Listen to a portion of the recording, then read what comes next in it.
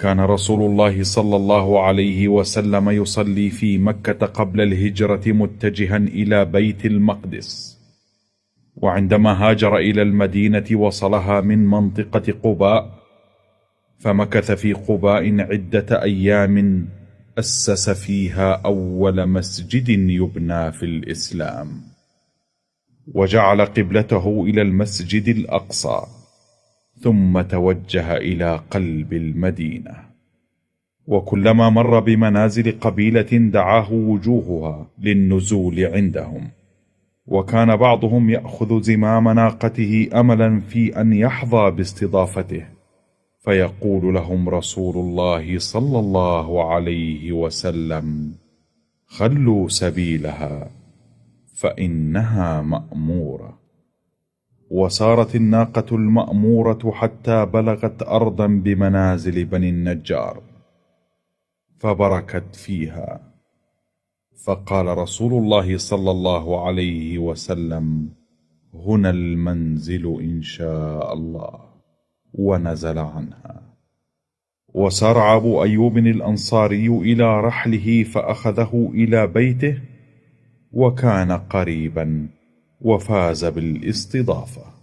وفي اليوم التالي طلب رسول الله صلى الله عليه وسلم شراء الأرض التي بركت فيها الناقة المأمورة، فعرض الأنصار أن يهبوها له، فأبى أن يأخذها إلا شراء. ودفع أبو بكر الصديق رضي الله عنه قيمتها 10 دنانير ذهبية. كانت الأرض مربدا يجفف فيه التمر، وكان فيها نخل مهمل، وبضعة قبور قديمة، وأكوام خفيفة من التراب. فوجه الرسول صلى الله عليه وسلم الصحابة لتهيئتها ليبنى عليها المسجد، فاجتمع الصحابة من المهاجرين والأنصار، ونقلوا الرمم من القبور القديمة، وقطعوا النخل اليابس، ومهدوا الأرض، وخط لهم رسول الله صلى الله عليه وسلم حدود المسجد من الشمال إلى الجنوب 70 ذراعا، ومن الشرق إلى الغرب 60 ذراعا. وحفر الصحابة الحدود بعمق 3 أذرع، وبنوا أساس المسجد بالحجارة، وارتفعوا به فوق الأرض، وأقاموا شرقي موقع المسجد عند بقيع الخبخبة ورشة لصنع اللبن الترابي وتجفيفه، وأخذوا يبنون جدران المسجد بهذا اللبن. وكان رسول الله صلى الله عليه وسلم يعمل معهم فيحمل اللبن، وحاول بعض الصحابة أن يحملوه عنه فأبى، وكان يشاركهم في إنشادهم أثناء العمل وهم يرددون: اللهم إن العيش عيش الآخرة، فارحم الأنصار والمهاجرة.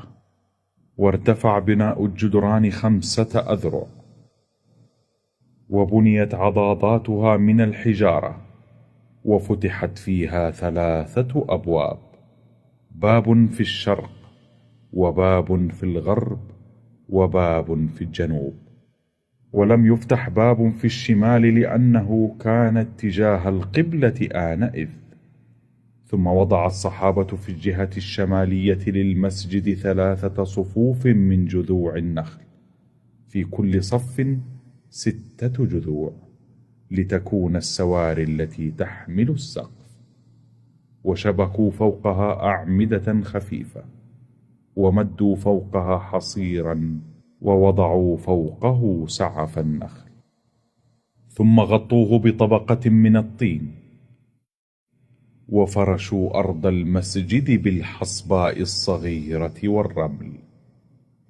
وبنوا في الجهة الجنوبية الشرقية من المسجد حجرتين لزوجتي رسول الله صلى الله عليه وسلم، عائشة وسودة رضي الله عنهما، صار المسجد النبوي مقر العبادة والقيادة وبناء المجتمع المسلم، يقصده الصحابة ليصلوا خلف رسول الله صلى الله عليه وسلم، ويتلقوا منه الوحي وسائر أمور دينهم، ويتهجدوا بصلاة الليل ويعتكفوا في رمضان، وإمامهم في ذلك رسول الله صلى الله عليه وسلم الذي يلازم المسجد معظم أوقاته ويستقبل فيه الوفود ويعقد الرايات، وإذا جد جديد مهم أمر بالصلاة جامعة، فاجتمع الصحابة في المسجد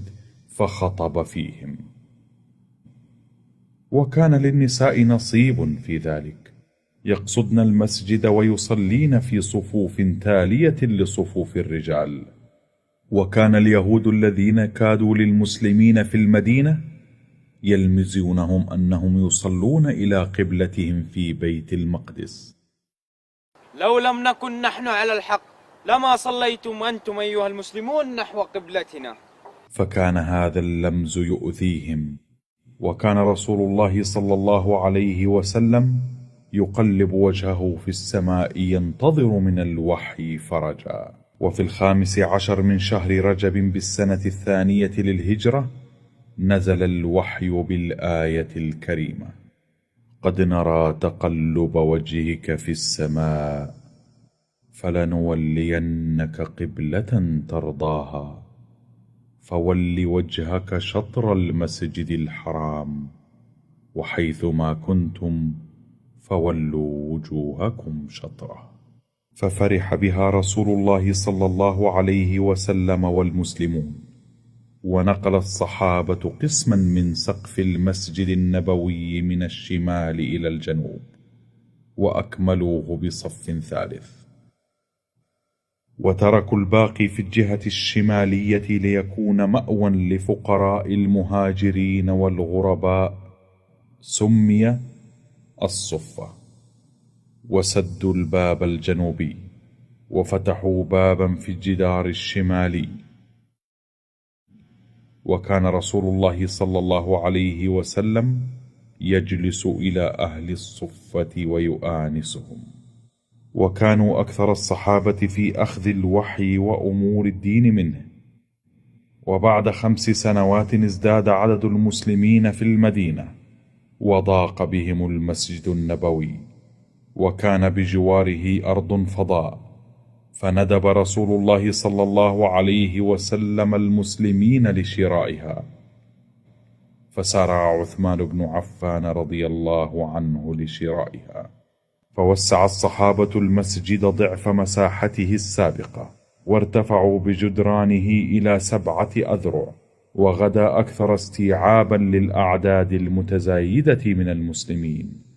وكان رسول الله صلى الله عليه وسلم عندما يخطب فيه يقف في مواجهة الصف الأول عند منتصفه، وإذا طال وقوفه استند إلى جذع قريب، فصنع له بعض الصحابة أو نجار من مواليهم منبرا من 2 درجات ومقعد، فكان يقف على الدرجة 2 ويجلس على المقعد.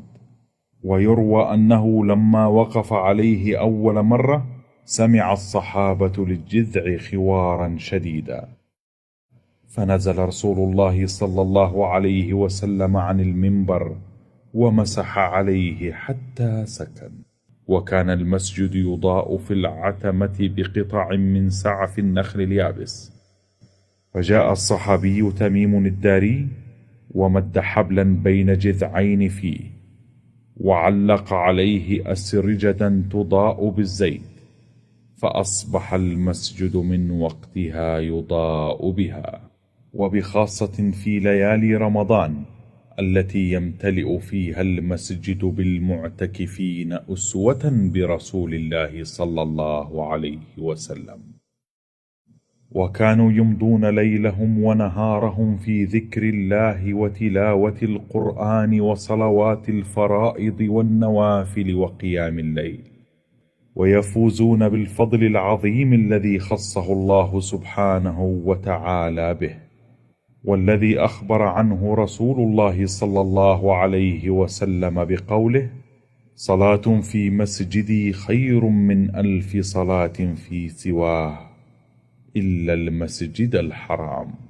ولقد أصبح المسجد النبوي منذ العهد النبوي وإلى أن يرث الله الأرض ومن عليها مقصدا للمسلمين حيثما كانوا، يتطلعون لصلاة مطمئنة فيه، وينعمون بعبادة هانئة فيما بشرهم به بقوله وهو الصادق المصدوق: ما بين بيتي ومنبري روضة من رياض الجنة. ويحظون بالسلام على رسول الله صلى الله عليه وسلم بقرب قبره الشريف: اللهم ارزقنا صلوات وصلوات فيه، وسلامات من قرب على حبيبنا محمد صلى الله عليه وسلم، واجعله شفيعنا عندك يوم الدين، وتقبل منا صلواتنا ودعواتنا وسائر طاعاتنا.